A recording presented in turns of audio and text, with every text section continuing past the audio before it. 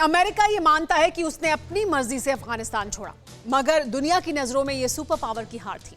एक आतंकी संगठन के आगे सरेंडर था। जी हां, अमेरिका के आत्मसमर्पण की स्क्रिप्ट तालिबान ने लिखी। 20 साल पहले जिस पठान लैंड में अमेरिका ने धमक के साथ एंट्री की, 20 साल बाद उसी अफगान लैंड से अमेरिका को भागना पड़ा। मगर आपको बता दें कि यह तो सिर्फ एक छोटा सा ट्रेलर था, क्योंकि अब एक ताकतवर मुल्क अमेरिका को चित्त करने की तैयारी कर रहा है और इसके लिए उसने जंगी रिहर्सल भी शुरू कर दी है। तो क्या जल्द ही अमेरिका के खिलाफ सबसे बड़ा एक्शन होने वाला है? दो महाशक्तियों के साथ साथ दुनिया के कई मुल्क खुद को जंग में क्या झोंकने वाले हैं? आखिर कैसे अफगानिस्तान और तालिबान की बुनियाद पर ही जा रही है महायुद्ध की प्लानिंग? देखिए इस रिपोर्ट। विध्वंसक हथियारों के साथ अफगानिस्तान की सरजमी पर जो बारूदी संग्राम छिड़ा है, वो कब खत्म होगा फिलहाल ये तो नहीं कहा जा सकता। मगर इसी बीच इस बात की आशंका भी बढ़ गई है कि आने वाले वक्त में यही अफगान क्राइसिस दुनिया को महायुद्ध के मुहाने तक ले जा सकता है। यानी दुनिया के दर्जनों देश खुद को जंग में उतार सकते हैं। अब सवाल ये है, आखिर ये कैसे मुमकिन है? क्यों अफगानिस्तान को लेकर तकरार बढ़ सकती है? क्यों दुनिया के कई देश आपस में भिड़ सकते हैं? तो इसकी सबसे बड़ी वजह है पठान लैंड पर सुपर पावर अमेरिका का सरेंडर। जी हां, दुनिया की सबसे ताकतवर सेना का गुमान पालने वाले, सबसे विस्फोटक हथियारों की धौंस जमाने वाले, दुश्मनों को उन्हीं के घर में घुसकर मारने वाले अमेरिका ने जिस तरह एक आतंकी संगठन के सामने घुटने टेके, उसे देखकर हर कोई दंग है। प्रेसिडेंट जो बाइडेन के इस कदम की हर किसी ने आलोचना की है। सुपर पावर के सबसे बड़े प्रतिद्वंदी रूस ने भी अफगान क्राइसिस के लिए अमेरिका को ही पूरी तरह कसूरवार ठहराया है।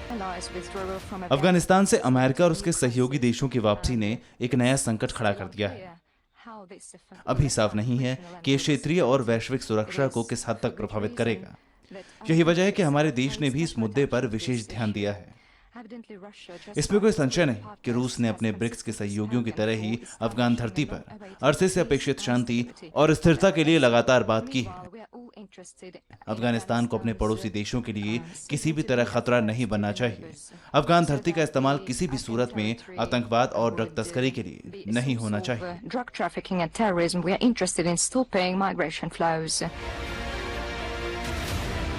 पठान लैंड में पीछे हटने के लिए भले ही प्रेसिडेंट पुतिन ने अमेरिका को जमकर लताड़ा, मगर आप भी सोच रहे होंगे कि आखिर अफगान क्राइसिस का महायुद्ध से क्या लेना देना है?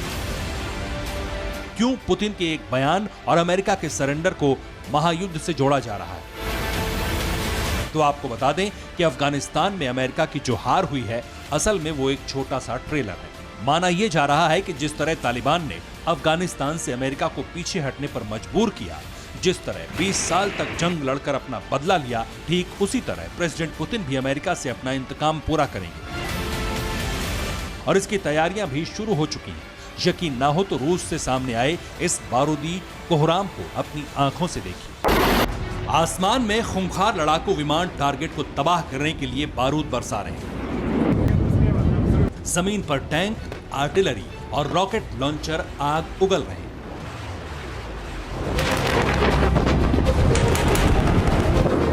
तो वहीं हाईटेक हथियारों से लैस सैकड़ों जवान कॉम्बैट ऑपरेशन को अंजाम देने के लिए ताबड़तोड़ प्रैक्टिस कर रहे हैं, गोलियां बरसा के।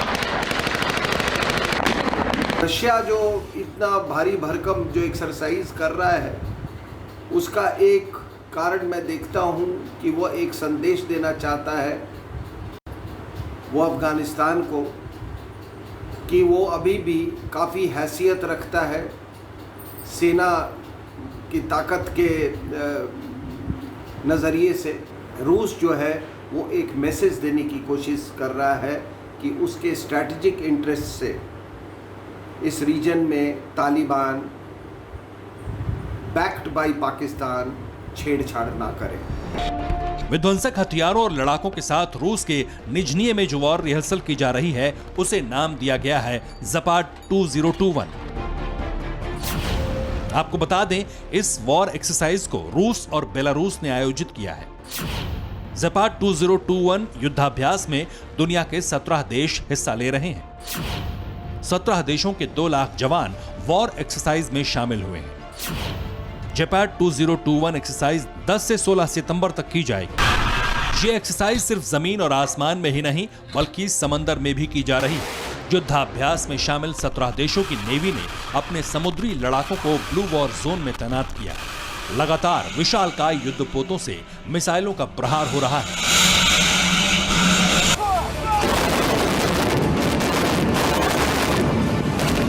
आमतौर पर हर मुल्क अपनी ताकत को दिखाने के लिए युद्धाभ्यास करता है। वॉर एक्सरसाइज में अपने सहयोगी देशों के साथ मिलकर युद्ध की तैयारी करता है। ऐसे में इस एक्सरसाइज को लेकर ये आशंका क्यों जताई जा रही है कि इसके पीछे का मकसद है अमेरिका को चेतावनी देना, रियल वॉर से पहले अपने हथियारों की नुमाइश करना। तो इसकी वजह है ज़पाट 2021 को आयोजित करने वाले देश जो खुले तौर पर अमेरिका के बड़े दुश्मन हैं।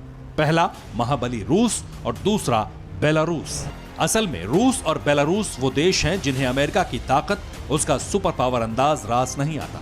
ये दोनों देश अमेरिका की खिलाफत करने के लिए किसी का भी साथ दे सकते हैं, किसी के खिलाफ जंग छेड़ सकते हैं। प्रेसिडेंट पुतिन अफगानिस्तान क्राइसिस को लेकर अमेरिका को पहले ही कटघरे में खड़ा कर चुके हैं। अपना स्टैंड ब्रिक्स समिट के दौरान क्लियर कर चुके हैं।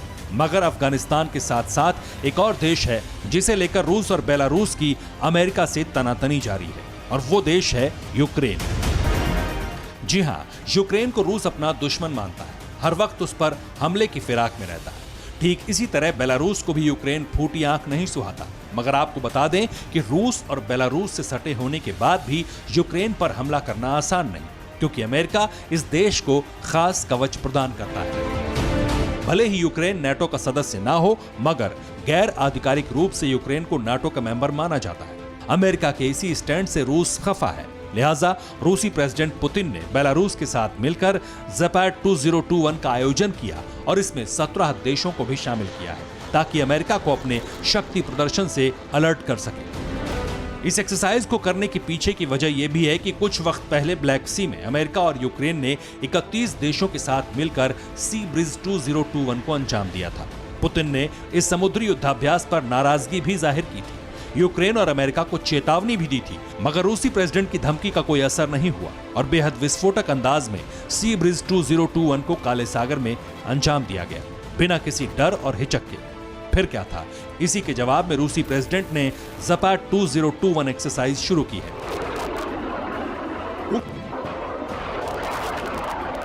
ताकि अपने दुश्मनों को अल्टीमेटम दे सके।